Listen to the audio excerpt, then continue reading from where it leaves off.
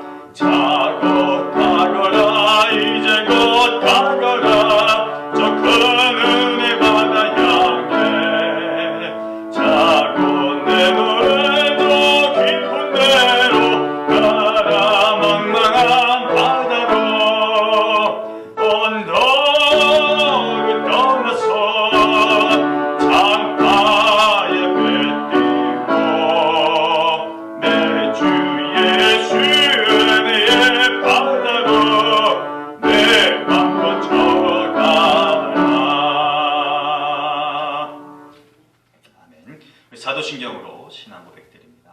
전능하사 천지를 만드신 하나님 아버지를 내가 믿사오며 그 외아들 우리 주 예수 그리스도를 믿사오니 이는 성령으로 잉태하사 동정녀 마리아에게 나시고 본디오 빌라도에게 고난을 받으사 십자가에 못 박혀 죽으시고 장사한 지 사흘 만에 죽은 자 가운데서 다시 살아나시며 하늘에 오르사 전능하신 하나님 우편에 앉아 계시다가 저리로서 산자와 죽은 자를 심판하러 오시리라.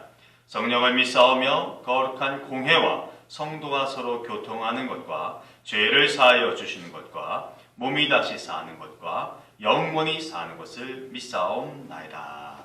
아멘.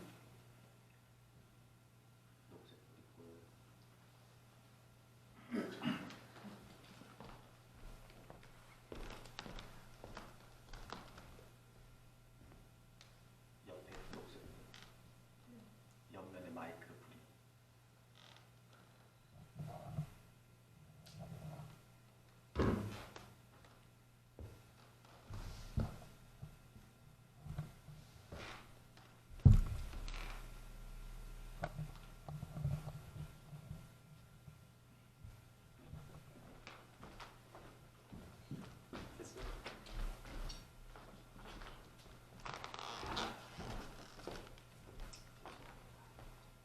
자, 우리 304장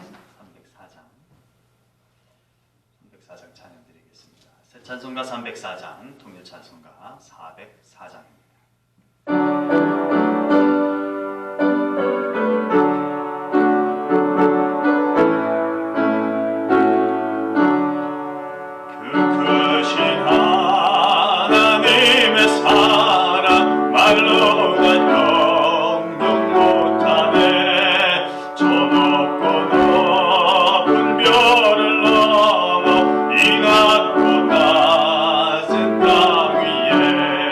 제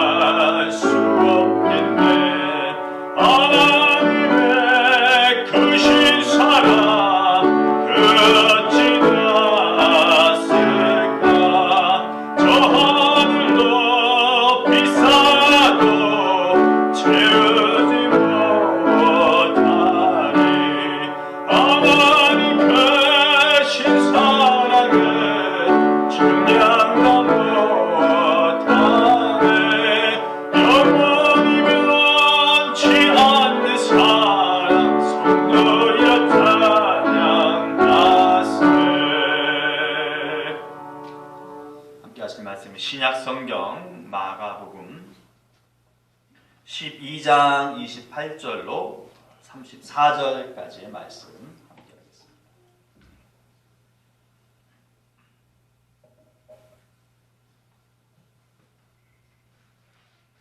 신약 성경 76면쯤 되겠습니다. 마가복음 12장 28절로 34절까지의 말씀입니다. 함께합니다. 서기관 중 한 사람이 그들이 변론하는 것을 듣고 예수께서 잘 대답하신 줄을 알고 나와 묻되 모든 계명 중에 첫째가 무엇이니까? 예수께서 대답하시되 첫째는 이것이니 이스라엘아 들으라 주 곧 우리 하나님은 유일한 주시라. 내 마음을 다하고 목숨을 다하고 뜻을 다하고 힘을 다하여 주 너의 하나님을 사랑하라 하신 것이요. 둘째는 이것이니 내 이웃을 내 자신과 같이 사랑하라 하신 것이라. 이보다 더 큰 계명이 없느니라. 서기관이 이르되 선생님이여 옳소이다. 하나님은 한 분이시요 그 외에 다른 이가 없다 하신 말씀이 참이니이다. 또 마음을 다하고 지혜를 다하고 힘을 다하여 하나님을 사랑하는 것과 또 이웃을 자기 자신과 같이 사랑하는 것이 전체로 드리는 모든 번제물과 기타 제물보다 나으니이다.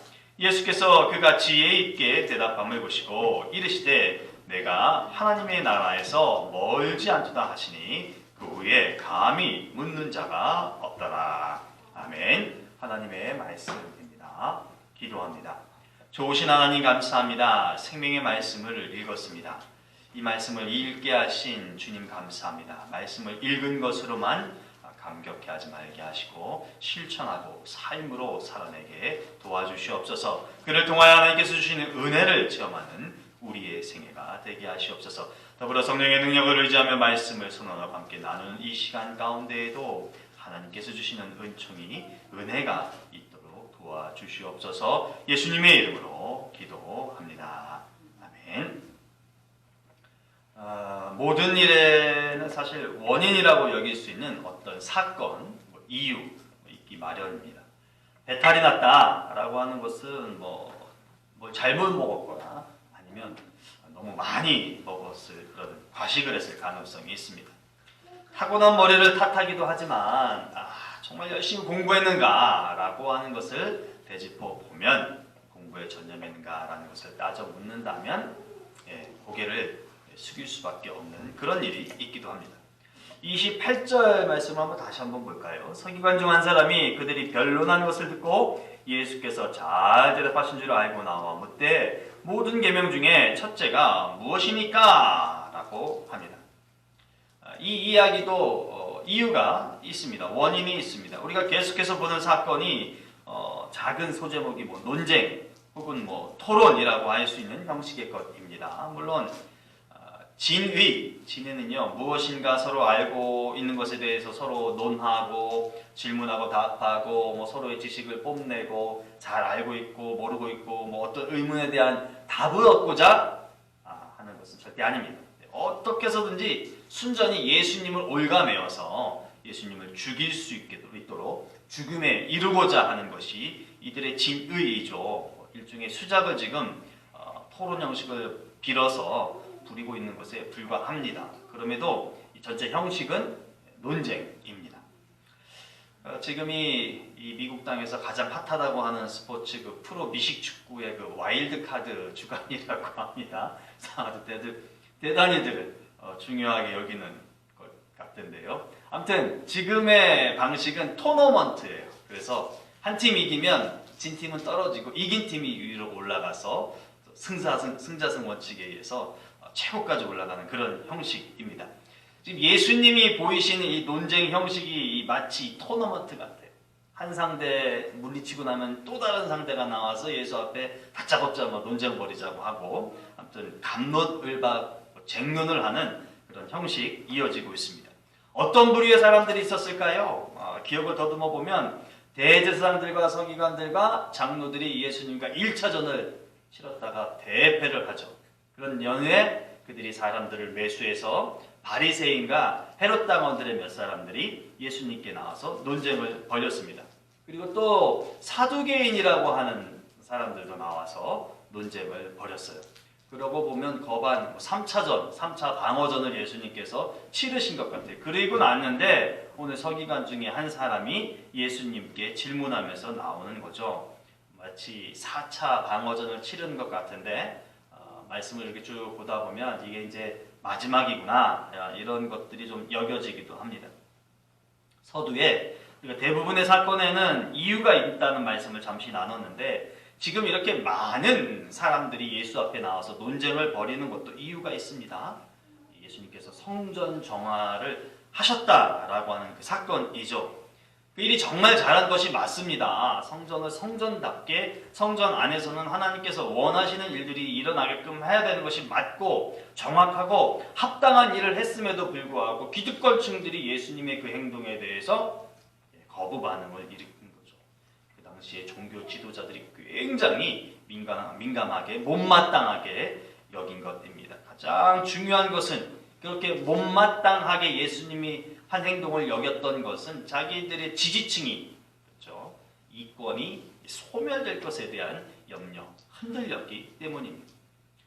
신앙인이 되고 나서 살아가면서 성경의 말씀이 성령의 역사가 맞다는 것이 인정될 때가 있습니다. 맞아, 이 말씀이야. 맞아, 지금 성령께서 나를 이렇게 움직이시는 거야. 이렇게 인정될 때가 있습니다. 하나님의 역사하심 때문에 그렇습니다. 그런데 우리가 성령의 사람이라면 마땅히 이 부분을 받아들여야 하는데 그게 인정이 되면서도 이게 수긍을 못할 때가 있다는 거죠. 하나님의 말씀이고 성령의 역사고 하나님께서 강권적으로 나를 이끄시는데 거부 반응이 일어나는 것이, 또 외면하고 싶은 모습이 있는 것이. 그렇다면 저와 여러분들도 성령의 사람이라고 말씀을 하기가 좀 불편한 거죠. 왜냐하면 하나님의 말씀이 온당하고 그 말씀이 내 삶 가운데 역사되어서 나로 하여금 어떤 일들을 하게끔 이끌어 가신다면 바로 수긍하고 따라가야 되는데 이게 선별하는 모습들이 있다거나 피하고 싶은 마음이 있다면 우리도 지금 하나님 앞에서 무엇인가 내가 이 땅 가운데서 놓치고 싶지 않은 기득권이 있습니다. 이권이 있습니다. 이것을 드러내고 있는 것입니다. 당대 사람들이 예수님과 마찰을 겪은 것은 그것 때문입니다. 그들이 놓치고 싶지 않은 이권이 있다는 것. 예수님의 행동이 맞기는 하지만 그 맞는 행동으로 인하여서 이제까지 내가 누려왔고 얻어왔던 것들을 잃게 되는 것이 싫었기 때문에 마찰이 일어나는 것이죠. 그런데 그 사람들이 그 마찰을 이겨서 내가 맞아! 라고 하는 것을 증명하고 싶었던 모든 사람들은 우리가 성경을 보았지만 실패했습니다. 예수님 앞에서 패배했어요. 우리는 이 모습을 통해서 우리 자신을 성찰해 볼 필요가 있습니다. 우리가 아무리 자아를 위하고 자신의 안위를 위해서 어떤 행동과 신앙의 모습을 유지한다 할지라도 결코 그것은 성령의 역사를 이길 수 없습니다. 우리가 하는 그 어떤 것도 하나님의 역사 앞에서 하나님을 뒤집어 엎을 수는 없다라고 하는 것입니다. 이 말은 얼른 가능한 한 빨리 할 수 있는 한 최대한 신속하게 회개하고 하나님의 말씀을 받아들이고 순종하는 것이 가장 최선의 선택이다라고 하는 것을 인정할 수 있어야 한다는 것입니다. 내 신앙적 경험, 내 말씀의 이해도를 갖고 하나님을 이기려 들면 안 된다는 것입니다. 우리는 철저하게 하나님의 말씀 앞에 굴복하고 하나님의 인도하심에 순종하는 길만을 걸어가야 할 것입니다. 28절에서 서기관이 질문을 합니다. 서기관 중 한 사람이 그들이 변론하는 것을 듣고 예수께서 잘 대답하신 줄 알고 나와 묻되 모든 계명 중에 첫째가 무엇이니까? 그의 생각을 보시죠. 예수님과 앞에서 사두개인들과의 논쟁을 이렇게 듣고 있다가 논쟁을 잘하네. 이게 이 서기관의 판단이었어요. 사두개인이 되었든 예수님이 되었든 지금 논쟁의 형식을 빌어서 서로 비평을 잘하고 있네. 그랬다가 선택한 게 무엇이냐면 무엇보다도 예수님께서 답변을 아주 잘하시는구나. 이렇게 인정을 했다는 거예요. 예수님의 답변에 굉장한 매력을 느꼈습니다. 쉽게 말하면 서기관이 봤을 때에 예수님은 지금 사두개인들한테 정답만을 지금 말씀하고 계셔. 율법에 맞는 것만을 지금 말씀하고 계셔. 이렇게 스스로가 판단이 됐다는 겁니다. 우리가 성경의 역사 혹은 하나님의 인도하심에 순응하는 가장 좋은 예를 지금 이 서기관이 보여주고 있다고 생각이 됩니다. 무엇이냐면 이 사람은 예수님과 사두개인의 논쟁 가운데서 이루어지는 그 이야기들을 잘 들었다는 거예요. 잘 들었습니다.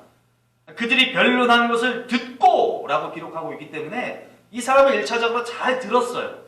무슨 말씀을 하시는지 어떤 이야기가 오고 가는지 잘 들었습니다. 그리고 나서 판단을 했어요. 예수님이 오라! 이렇게 판단했다는 겁니다. 우리가 하나님의 말씀을 받아들이기 위한 가장 좋은 방법의 하나가 듣는 것 아니겠습니까? 예수님께서 하나님께서 가르쳐 주시고 일러주시고 듣게 해주시니까 가장 중요한 거, 가장 원칙이라고 할 수 있는 것은 우리 또한 잘 듣는 것입니다. 잘 듣는 것이 중요하다라고 말할 수 있습니다. 우리는 예수님의 말씀을 기억할 필요가 있겠습니다. 누가복음 6장 47절로 49절 말씀입니다. 내게 나와 내 말을 듣고 행하는 자마다 누구와 같은 것을 너희에게 보이리라.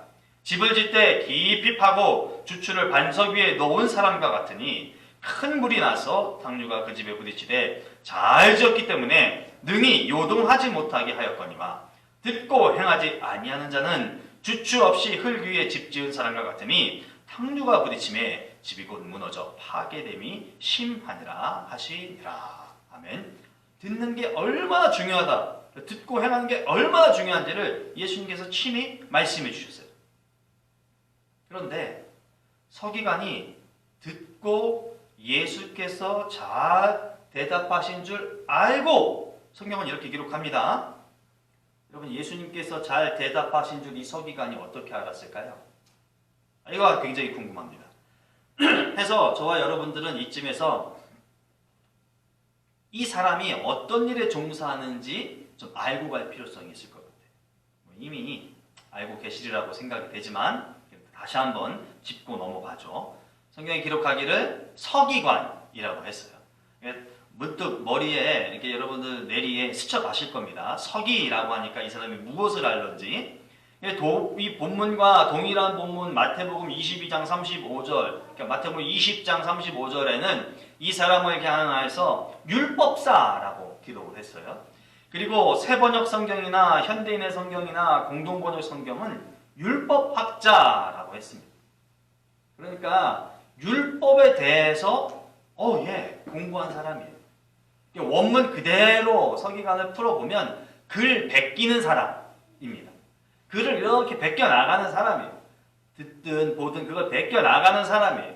근데 신약에서는 특별히 이 율법사, 율법학사, 서기관들을 율법, 계명, 그것에 대해서 연구하고 기록하는 사람이다라고 한정지어서 봤을 가능성이 크다고 학자들은 이야기를 합니다.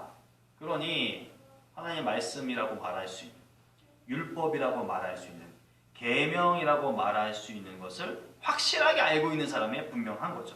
그러니 예수님의 대답이 맞는지 틀리는지 알 수 있는 것입니다. 자기가 이제까지 계속 해왔던 일이 그와 관계된 일이기 때문에 예수님의 답변을 들으니 말씀 가운데 있는 말씀을 예수님께서 계속 해주고 계시니까 그렇구나, 예수님이 맞는 말씀을 하시네 라고 인정할 수밖에 없는 것입니다. 그래서 잘 대답하신 줄 알다, 알고 라고 성경은 기록을 하는 것입니다. 이 사람의 답변을 통해서 또 하나 우리 스스로를 좀 되돌아보고 적용해야 할 것이, 그렇다면 나도 성경을 잘 아나? 라는 거예요.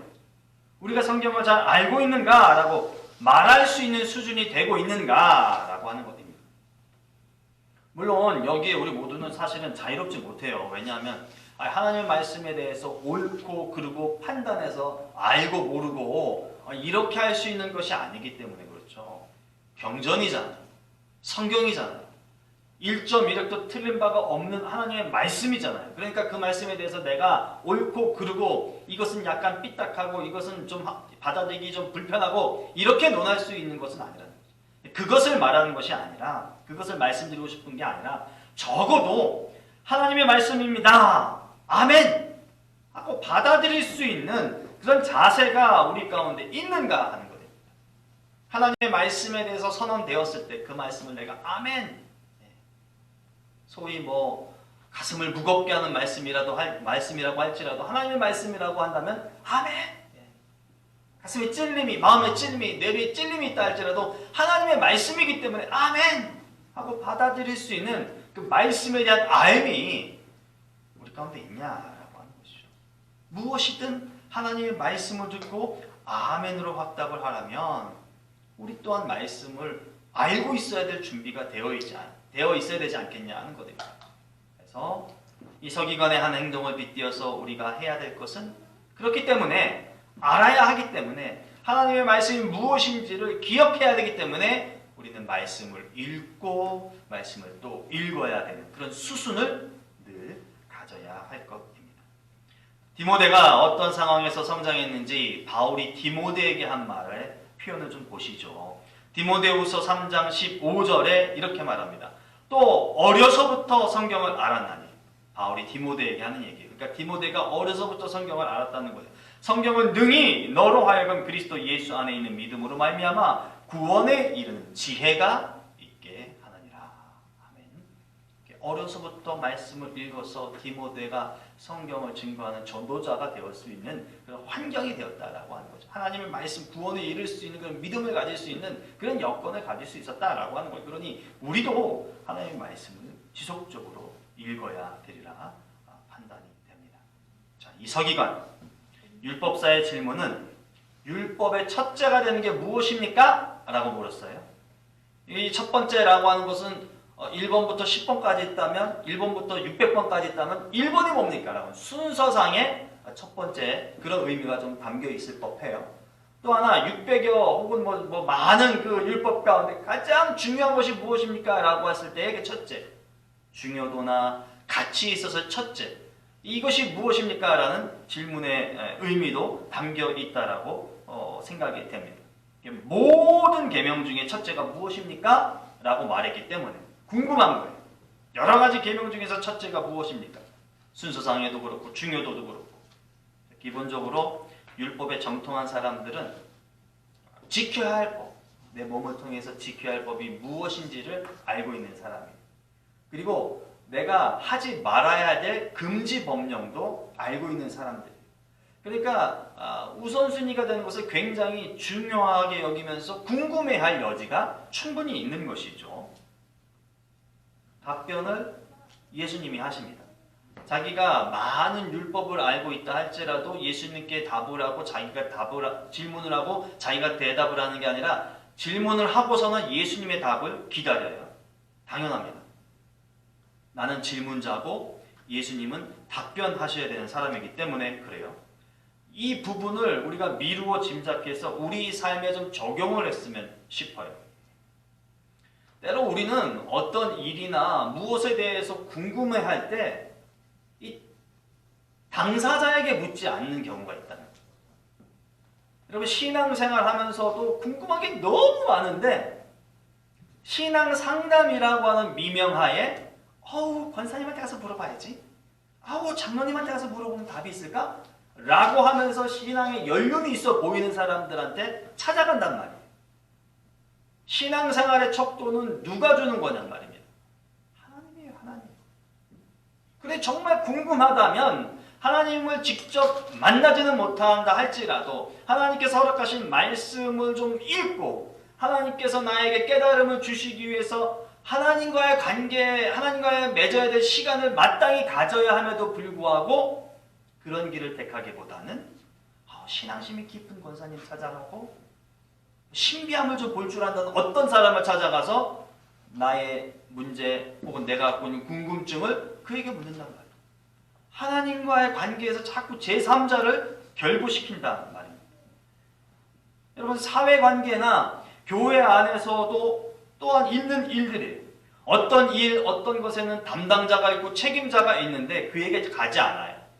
그리고는 제3자에게 물어보고 거기서 나온 답을 듣고 판단하고 정해버려요. 여러분 이거 굉장히 나쁘고 좋지 않은 태도입니다. 심지어는 관계를 어그러뜨리기에 가장 적합한 행동이에요. 그런 것들을 안 해야 된다라고 말씀을 드리고 싶어요. 이 서기관 보세요. 많이 알아요. 많이 알면도 불구하고 예수님께 직접 묻습니다. 왜냐하면 예수님은 아는 분이라고 판단이 섰기 때문에 하나님께 묻는 기도의 시간을 갖기를 주님의 이름으로 축원합니다. 여러분, 하나님의 뜻을 이해하기 위해서 성경을 읽고 묵상하는 충분한 생활의 시간을 지니는 그런 영적 그런 역량도 키워나가실 수 있기를 진심으로 소망합니다. 여러분, 하나님께서 여러분을 사랑하셔 여러분을 불러주셨는데 그 사랑을, 그 기대와 그 가르침을 직접 듣는 게 더 감동스럽지 않겠어요? 자꾸 제3자를 개입하려고 하는 그런 좋지 못한 습관들을 좀 배제할 수 있는 우리가 되었으면 좋겠어요. 우리는 이 땅에 살면서 복음 안에서 건강한 신앙인이 되어야 합니다. 복음 안에서라고 한다면은 하나님과 나, 예수 그리스도와 성령과 나, 이것을 의미하는 거예요. 그래야 우리 삶이 하나님 안에서, 예수 안에서, 그리스도를 통해서, 성령의 역사하심을 통해서 풍성한 생활을 누릴 수 있기 때문입니다. 이 사실을 우리 모두가 잘 기억할 수 있기를 원합니다. 예수님의 답변 보시죠. 예수님의 답변은 사랑입니다. 사랑. 그 사랑의 대상이 그런데 두 그룹으로 나누어지는 것을 예수님 말씀하세요. 하나는 하나님, 그리고 다른 하나는 이웃에 대한 사랑입니다. 29절로 31절까지예요. 좀 읽어보겠습니다. 예수께서 대답하시되 첫째는 이것이니 이스라엘아 들으라. 주 곧 우리 하나님은 유일한 주시라. 내 마음을 다하고 내 목숨을 다하고 뜻을 다하고 힘을 다하여 주 너의 하나님을 사랑하라 하신 것이요. 둘째는 이것이니 내 이웃을 내 자신과 같이 사랑하라 하신 것이라. 이보다 더 큰 계명이 없느니라. 아멘. 가끔 그 연예계 뉴스를 듣다 보면 표현에 완전체라고 하는 표현을 하는 걸 봐요. 아주 최신 아이돌 그룹은 제가 전혀 몰라서 G.O.D, 신화, 완전체가 돼서 돌아왔어요. 소녀시대가 완전체가 돼서 돌아왔어요. 이런 표현들을 하면서 뉴스를 전할 때가 있어요. 그게 뭐냐면 가만히 보면 일정 그룹의 그룹원으로서 활동을 했다가 한두 명이 개인적으로 빠져나가서 다른 연예계 활동을 해서 이 그룹이 온전한 그룹 구성원으로서의 활동을 못했었다라고 하는 거죠. 그랬다가 어떤 앨범을 발매한다거나 콘서트를 하기 위해서 각자 흩어져서 활동했던 영역에서 자기 갖고 있었던 원래 그 그룹 이름으로 모여서 활동을 했을 때 완전체가 되었다라는 표현을 쓰는 것을 듣곤 합니다. 오늘 예수님께서 말씀하시는 사랑의 완전체는요, 하나님 사랑만도 아니고 이웃 사랑만도 아니에요. 예수님께서 강조하신 사랑의 완전체는 하나님 사랑과 이웃 사랑입니다. 이것은 어느 것 하나도 소홀히 할 수 없다는 것이 성경의 가르침임을 예수님께서 강조하시는 이유입니다. 그도 그럴 것이 십자가의 사랑이기 때문에 그렇죠. 기독교는 십자가의 사랑이기 때문에 그렇습니다. 하늘로부터 임한 사랑을 이 땅 가운데서 평행적으로 수평적으로 펼쳐 나가야 하는 종교이기 때문에 어느 것 하나 소홀히 할 수 없다는 것이에요. 구체적으로 들여다보면 하나님의 사랑을 통해 오직 예수 그리스도만이 인류를 구원한 그 대속의 사랑을 실현하셔서 인류를 얻은 것이기 때문에 하나님 사랑과 이웃 사랑은 같이 가서 완전체의 사랑을 이루는 것입니다. 그런데 그 사랑을 우리가 감당할 수 있다. 이게 또한 성경의 강조점이라고도 할 수 있습니다. 도통 내가 할 수 없을 것 같은데 할 수 있다는 거예요. 첫 번째로 하나님 사랑에 대해서 예수님은 구약의 신명기 6장 4절로 5절을 말씀하시는 것입니다. 신명기 6장 4절로 5절은 이렇습니다. 이스라엘아 들으라. 우리 하나님 여호와는 오직 유일한 여호와시니 너는 마음을 다하고 뜻을 다하고 힘을 다하여 내 하나님 여호와를 사랑하라. 하나님이 어떤 하나님이요? 오직 유일한 하나님. 이게 뭡니까? 한 하나님밖에 없다는 거예요. 그래서 그 하나님을 사랑하라는 거예요. 이게 되게 이기적인 사랑입니다. 하나님 사랑하는 거 되게 이기적인 사랑이다. 이게 좀 표현이 좀 거슬릴 수도 있으실지 모르겠는데 오직 하나님만을 사랑해야 하기 때문에 이기적인 사랑입니다. 그렇기 때문에 한 하나님을 사랑해야 한다라고 하는 것은 다른 신을 사랑하지 않겠다. 이것도 포함되는 겁니다. 배타성이 있는 거예요. 다른 신을 사랑하는 건 사랑이 아니야. 오직 하나님만 사랑하는 게 사랑이야. 이게 있다는 겁니다. 그래서 여러분 성경을 보시면 아시겠지만 하나님이 제일 열불 내고 환해하신 게 뭐예요? 이방신을 사랑한다고 쫓아다니는 거예요. 그때마다 하나님께서는 심판을 가하셔서 돌아오게끔 만드셨다. 이 사랑을 어떻게 구현해야 되는가? 사람인 우리가 어떻게 구현을 해야 되는가? 이 원문의 단어의 의미를 통해서 보죠. 신명기에도 나오고 예수님께서 똑같이 말씀하셨는데 마음, 목숨, 뜻, 힘 이야기합니다. 이거 다른 데서 찾는 거 아니죠. 인간이에요. 인간입니다. 전체는 인간이에요. 마음, 목숨, 뜻, 힘 다 인간 안에서 찾는 거예요. 그러니까 내 안에서 찾는 거예요. 나를 찾고 있다라고 하는 거죠. 마음 보죠. 마음을 어떻게 하는 겁니까? 다 하는 거예요. 마음을 다 하는 거예요. 내가 의지를 갖고 하나님을 사랑하는 겁니다. 여러분 마음이라고 해서 우리의 감정이 아니다라고 하는 것에 기억해야 합니다. 첫눈에 반해서 콩깍지가 씌워서 이 마음이 누군가를 그런 거 얘기하는 거 아니에요. 의지를 가지라는 거예요. 의지를. 하나님 사랑하기 위해서 의지를 가지라는 거예요. 이게 마음을 다하는 것입니다. 목숨을 다하라고 합니다. 생명이에요. 생명.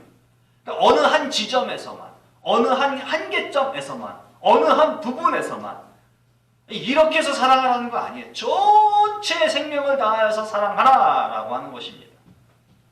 그러니까 내 목숨을 걸고 이게 무엇입니까? 쉽게 말하면 죽을 때까지 사랑하라는 거예요. 죽어서 저 천국에 갈 때까지 사랑하라라는 것. 뜻을 다하라고 얘기해요. 지적인 능력이 있습니다. 우리.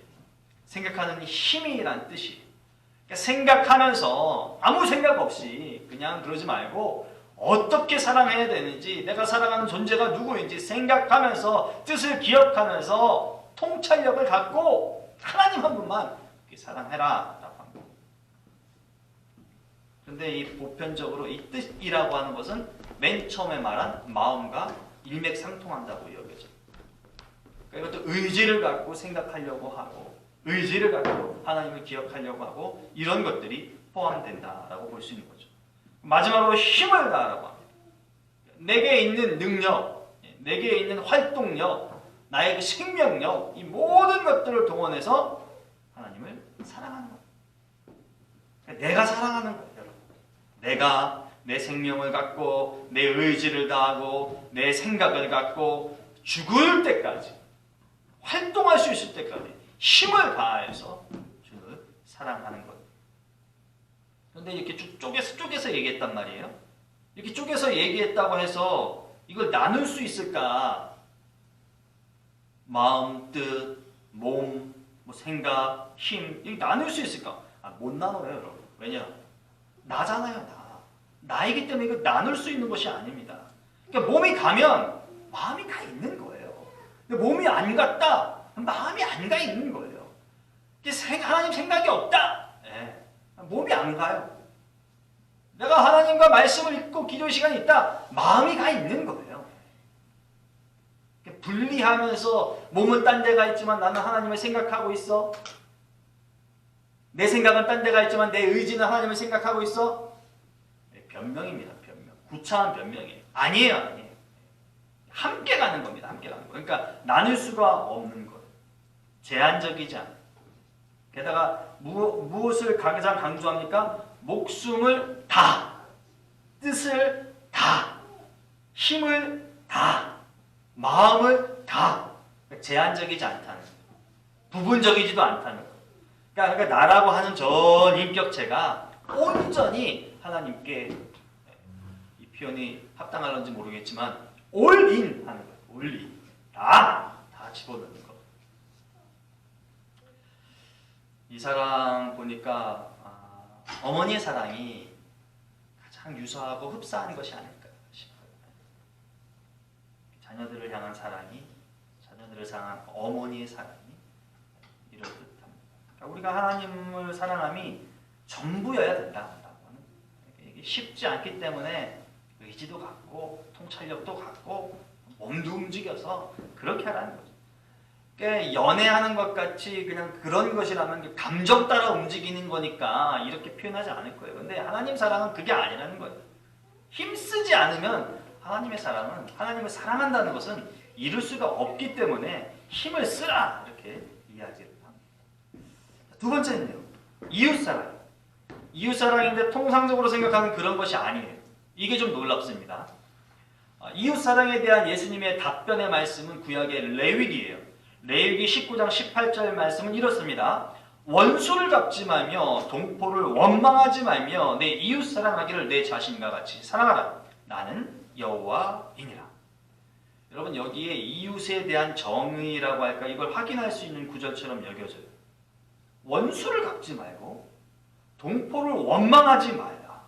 그러면서 내 이웃 사랑하기를 내 몸과 같이 하라. 이렇게 말씀합니다. 원수를 갚으려고 하는 상대는 어떤 사람인가요? 미워하는 사람? 적? 말 그대로 원수? 원망이 가는 사람은 또 어떤 사람? 나에게 해를 끼친 사람? 근데 그 사람을 지금 구약 레위기는 이웃의 범주 안에 지금 두고 있다. 여러분, 이웃 하면 참 따사롭지 않습니까? 따스한 마음, 정감. 예전에 뭐 70년대, 80년대 초반만 해도 부침개 하면 철이 엄마 좀 먹어봐. 안성댁 와서 칼국수 했는데 같이 먹자. 이런 이웃 아니던가요?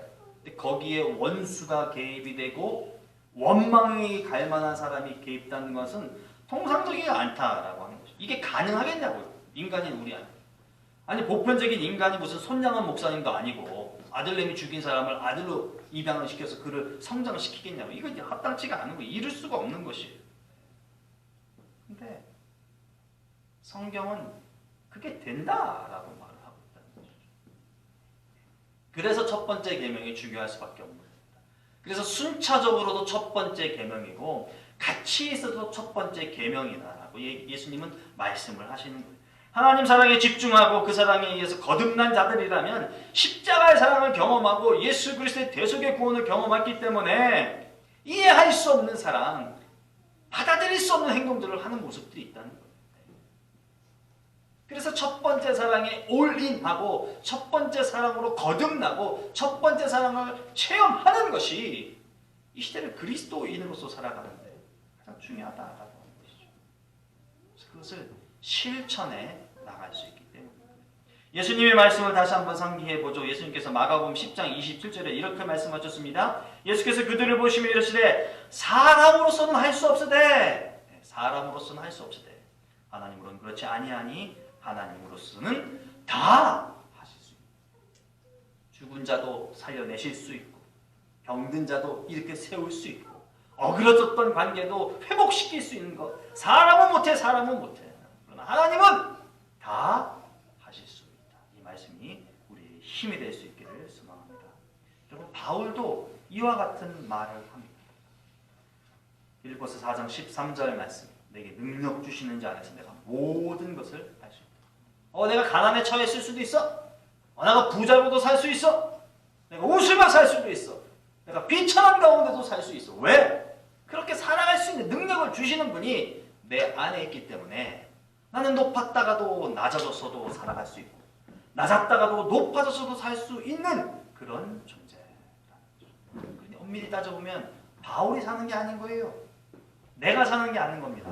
아닌 겁니다. 내 안에 성령께서 나로 살게 하시는 것이고, 그 시대에 성령께서 바울로 살아가게 하셨다는 고백이라 믿습니다. 여러분, 이 서기관의 대화 중에, 예수님과의 대화 중에 우리가 마지막으로 중요하게 생각할 것이 있습니다. 32절에서 33절 말씀인데요. 서기관이 예수님의 말씀을 듣고 너무너무 감격스럽던 거예요. 흡족해요. 아주 기분이 좋아요. 그래서 이런 말을 하는 거예요. 서기관이 이르되 선생님이여 옳소이다. 하나님은 한 분이시요 그 외에 다른 이가 없다 하신 말씀이 참이니이다. 자기도 그런 생각을 하고 있었던 것 같아요. 그러니까 예수님이 말씀하시니까 너무너무 좋아서 맞습니다 이렇게 얘기하는 거예요. 또 마음을 다하고 지혜를 다하고 힘을 다하여 하나님을 사랑하는 것과 또 이웃을 자기 자신과 같이 사랑하는 것이 전체로 드리는 모든 번제물과 기타 제물보다 나으니이다. 제가 보고 싶은 거는 두 번째 이야기. 호세아 선지자를 통해서 하신 하나님의 말씀을 한번 떠올려보죠. 호세아 6장 6절입니다. 나는 인애를 원하고 제사를 원하지 아니하며 언제보다 하나님 아는 것을 원하노라. 어떤 틀에 박힌 예배, 어떤 형식에 매여서 그것을 지킨 것을 하나님을 섬겼다, 하나님을 믿었다 이렇게 말하는 것을 더 중요하게 여기지 않으신다는 거죠. 내가 가르쳐준 그 말씀의 진리의 뜻을 네가 실천해 나가는 것을 나는 더 원한다. 어떤 틀이나 규제나 명령을 기억하는 것보다도 나 하나님을 아는 것에 더 열심인 것을 내가 더 기뻐한다. 이 말씀을 하시는 거죠. 인생이 아름답다라고 말을 해요. 왜 그렇습니까? 살기 때문에 인생이 아름다운 것이죠. 물론 우리가 인생을 살아서 알지만 희와 낭만이 있지나 희로애락이 있다 할지라도 살아가고 있고 생명이 있기 때문에 오늘 인생이 아름답습니다 라고 표현을 하고 설령 눈물이 있고 가슴에 찢어지는 아픔이 고통이 있다 할지라도 인생을 사는 것. 살지 않으면 아무짝에도 쓸모없는 것이 인생이기 때문에 죽은 자에게 인생이라는 표현 자체를 하지 않잖아요. 왜? 못 살잖아요. 이미 못 산 자가 됐기 때문에 그에게는 인생이라는 표현을 쓰지 않습니다. 쓰디쓴 고통이 있다 할지라도 살아있는 사람한테 인생이다 라고 말을 하는 거죠. 성경이 말씀하고 있는 것, 예수님이 말씀하신 것이 이 부분이라고 생각이 되어집니다. 살아라 라는 거예요. 하나님 사랑으로 살아라.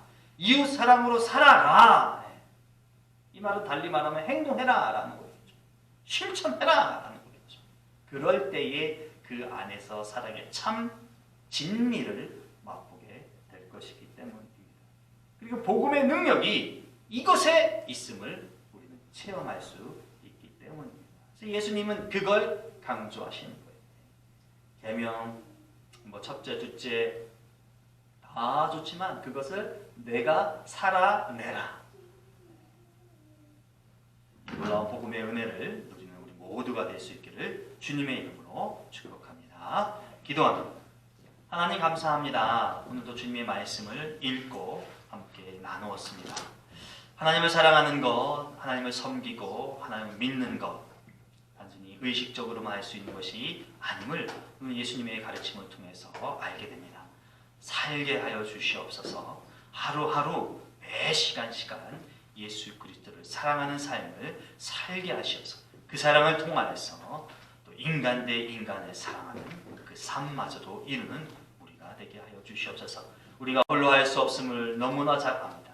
내 의지도 내 몸도 다 하나님과 연관되어 있는 것이오니 성령께서 우리를 거듭나게 하셔서 살아낼 수 있도록 인도하여 주시옵소서. 예수님의 이름으로 기도합니다. 아멘. 우리 시간에 잠시 교회를 위해서 또 주신 말씀을 위해서 갖고 나온 기도 제목을 위해서 함께 기도하기를 원하고요. 특별히 우리 정유정 성도를 위해서 손을 내서 함께 기도합니다. 사랑과 은혜가 풍성하신 아버지 하나님 감사합니다. 하나님께서 교회를 이루어 주시고 공동체와 한 사람 한 사람을 보내주셔서 그룹으로서의 교회를 만들어 주셨습니다. 복음 안에 하나가 된 교회가 되게 하셨습니다. 영생을 사는 동안 복음으로 하나가 되는 교회를 이루는 우리가 되게 하시옵소서. 내 신앙, 내 관념, 내 의식, 내 경험이 복음을 앞서지 않게 하시옵소서. 오직 하나님의 말씀 안에 붙들리는 우리가 되게 하여 주시옵소서. 몰랐던 것도 불편했던 것도 새로운 것도 다 아멘으로 받아들여서 우리 교회 안에 생명력이 넘치는 하나님의 은혜가 있게 하여 주시옵소서. 우리 한 사람 한 사람 또 움직이는 교회, 작은 교회, 보이지 않는 교회로서 이 땅을 살게 하십니다. 하나님, 저들에게 부여하는 성령의 능력, 생명의 능력, 아버지 풍성함을 통하여서 복음에 입각한 삶을 살 때 아버지 기대치도 못했던 하나님과의 놀라운 경험을 이루어내는 매 시간 되게 하시옵소서. 이 일을 위해서 말씀을 묵상하기를 즐거워하게 하시고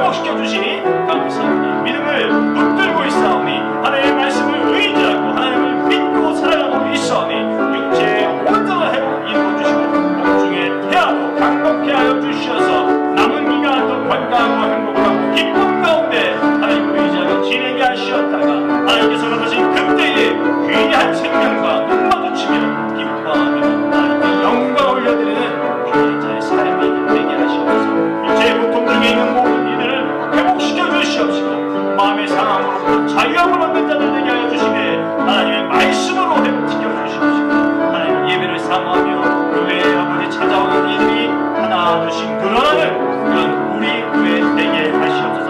하나님의 사람이 오게 하시고 하나님을 만나고자 하는 자들이 오게 하시고 하나님께서 예배하는 자들이 오게 하여 주셔서 교회의 성장과 교회의 생명력이 물리듯 일어나도록 주장하시고 인도하여 주시옵소서. 보이는 교회가 되게 하셨습니다. 이제 흩어져서 각자의 삶을 살 때도 하나님을 의지하며 생활하면서 놀라운 삶을 통한 기쁨을 하나님께서 주신 임무를 잘 감당할 수 있는 우리가 되게 해 주시옵소서. 역사하여 주시옵소서. 예수님의 이름으로 기도합니다. 하나님 감사합니다. 예배의 자리에 저희들을 불러주시어서 하나님을 찬양하고 경배하며 특별히 하나님의 말씀을 통하여서 함께 은혜를 나누게 하시니 감사합니다. 항상 깨달아지는 그 은혜가 있는 시간의 예배가 되게 하시고 말씀을 묵상하고 생각할 때에 기억나는 그런 기쁨도 얻게 하시고 실천하여서 열매를 거두는 그 감격이 우리 삶에 있게 하시옵소서. 흩어져 있는 주의 자녀들 어느 곳에 있든지 간에 기억하시고 하고자 하는 일들이 평안 중에 이루어지게 하시고 또 주님의 날 또 정해진 예배에 항상 함께 모여 하나님을 찬양하는 우리 교회가 되게 하시옵소서. 저희들도 각자의 가정으로 돌아갑니다. 길이 많이 안 좋고 많이 어둡습니다. 안전케 하시고 지켜 보호하시옵소서. 예수님의 이름으로 기도합니다. 아멘. 주기도문 하심으로 예배를 마칩니다. 하늘에 계신 우리 아버지여, 이름이 거룩히 여김을 받으시오며 나라가 임하시오며 뜻이 하늘에서 이루어진 것 같이 땅에서도 이루어지이다. 오늘 우리에게 일용할 양식을 주시옵고 우리가 우리에게 죄 지은 자를 사하여 준 것 같이 우리 죄를 사하여 주시옵고 우리를 시험에 들게 하지 마시옵고 다만 악에서 구하시옵소서. 나라와 권세와 영광이 아버지께 영원히 있사옵나이다. 아멘.